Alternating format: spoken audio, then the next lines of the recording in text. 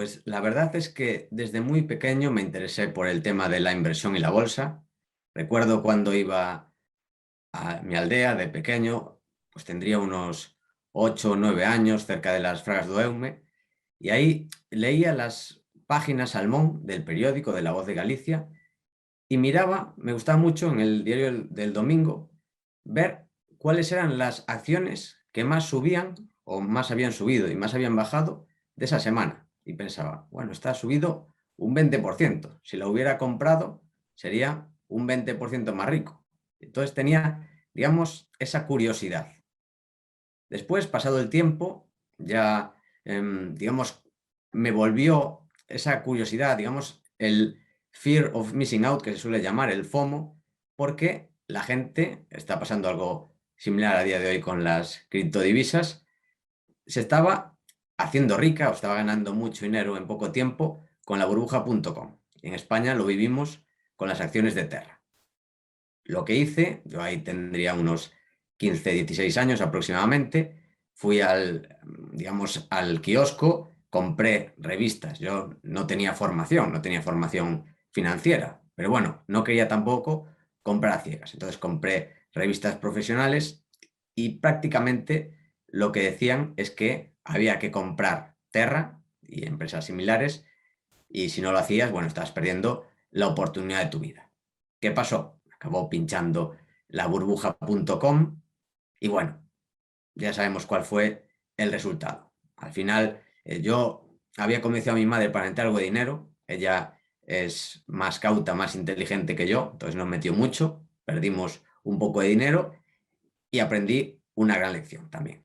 Después seguí porque tenía esa curiosidad innata y lo que encontré buscando en internet, digamos que eran promesas de ganar dinero a corto plazo, comprando y vendiendo, haciendo trading.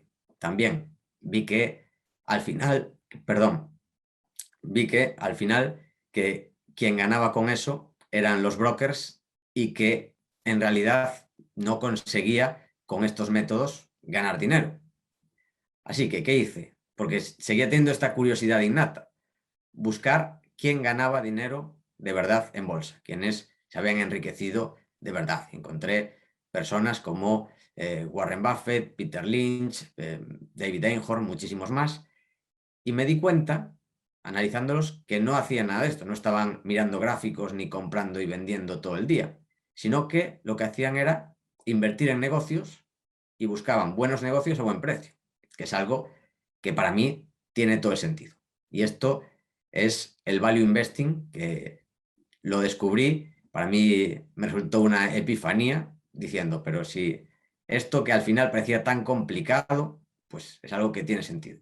Y es algo que sí que requiere formación, requiere tiempo, requiere dedicación, pero es algo muy satisfactorio, es algo que engancha y además es muy rentable. Hay que tener en cuenta que también descubrí que la bolsa no es un método para vivir de ella con poco patrimonio, sino que es una forma de rentabilizar los ahorros, que para mí es la forma más segura, rentable y sensata a largo plazo, que te puede ofrecer buena rentabilidad, pero salvo que tengas un gran patrimonio, no da para vivir de ella. Y bueno, fue, digamos, estos son mis comienzos, mi evolución y nada, desde hace más de 9 años tengo el blog Academia de Inversión, donde intento divulgar sobre estos temas de inversión en bolsa y desde hace 4 años también el podcast Value Investing FM junto con Adrián Godás,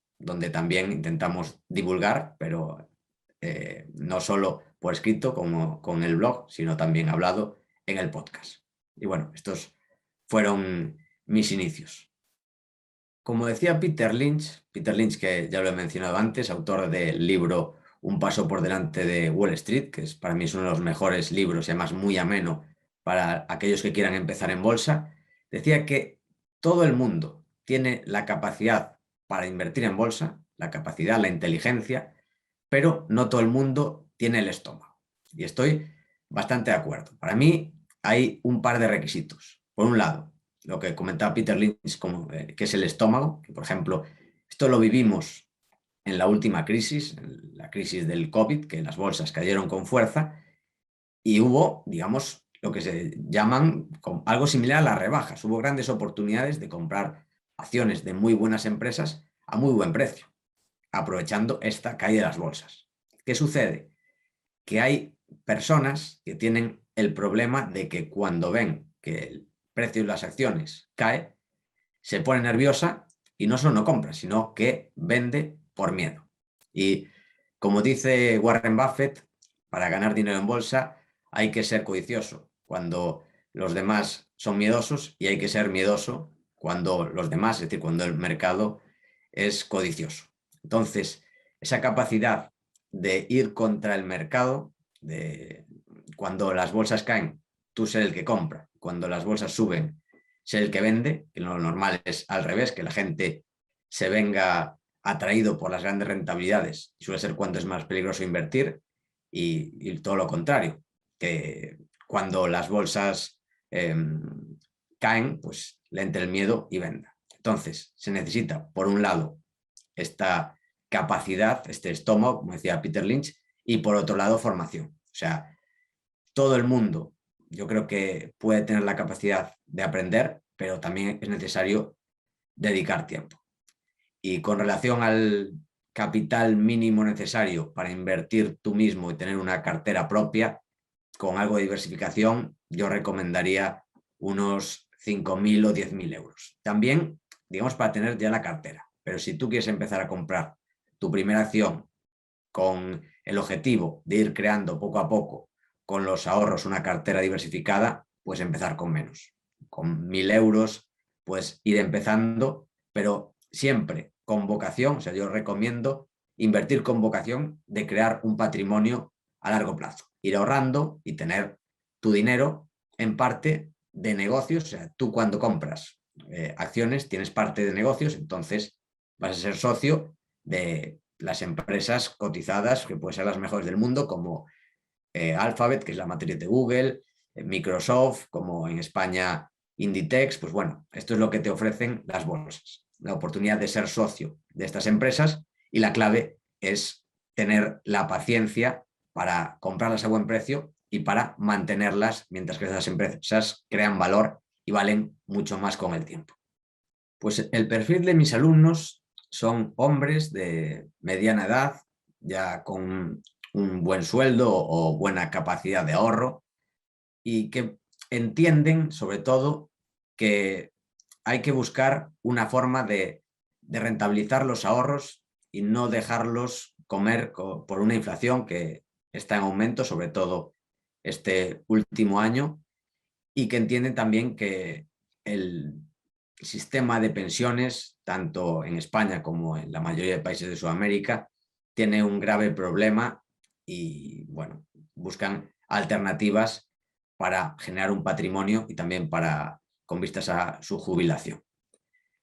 Eso por un lado. Por otro lado, el COVID, digamos que si bien había mucho interés ya antes del COVID en la formación, en mis alumnos, de una oportunidad, porque es cierto que, como comentamos antes, aprender a invertir en bolsa requiere tiempo.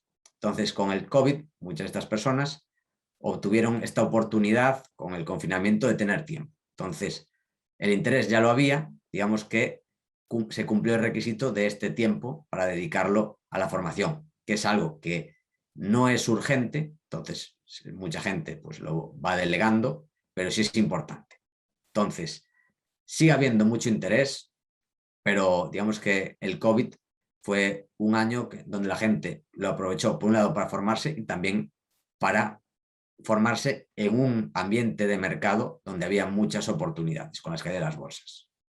Pues yo intento posicionarme como un divulgador. O sea, yo intento llegar sobre todo al público en general a través de diferentes medios. Ahora el principal es nuestro podcast, Value Investing FM, y llegar incluso hacer de intermediario, ya que en nuestro podcast llevamos a gestores, a expertos del sector, y lo intentamos acercar para que el público, que hay mucha gente que es consciente que necesita buscar alternativas para rentabilizar su dinero, comprenda las diferentes opciones, vaya enriqueciendo, digamos, su patrimonio mental, su formación financiera, y eso haga que acabe enriqueciendo su patrimonio financiero, que es nuestro objetivo, y su cultura financiera, que es a día de hoy uno de los problemas que tiene la educación y la cultura general en España, la formación financiera, y ese es, digamos, uno de mis objetivos, llegar al gran público y, bueno, intentar echar una mano en eso que tenemos pendiente, ese problema que poco a poco va teniendo solución, el problema de la educación financiera en España.